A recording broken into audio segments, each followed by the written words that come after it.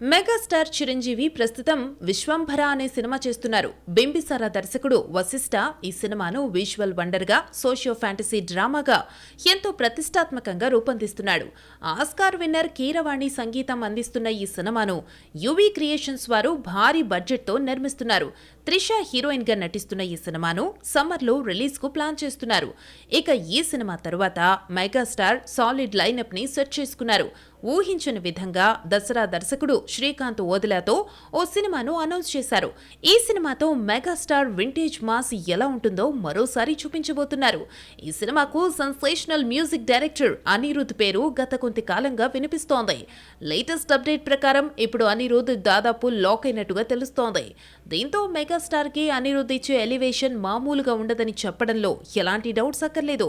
ఇప్పుడున్న young music directors లలో అనిరుద్ హవా నడుస్తోంది. ఒక్కో సినిమాకు అందరికంటే ఎక్కువ పారితోషికం తీసుకుంటూ దూసుకుపోతున్నాడు.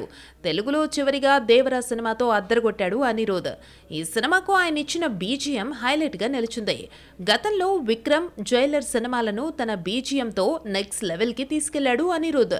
ప్రస్తుతం తెలుగులో విజయ్ దేవరకొండ, గౌతమ్ తిన్ననూరి సినిమా కోసం పనిచేస్తున్నాడు. ఇప్పుడు మెగాస్టార్ సినిమాకు ఫిక్స్ అని అంటున్నారు. అయితే మేకర్స్ నుంచి ఈ విషయంలో కన్ఫర్మేషన్ రావాల్సి ఉంది.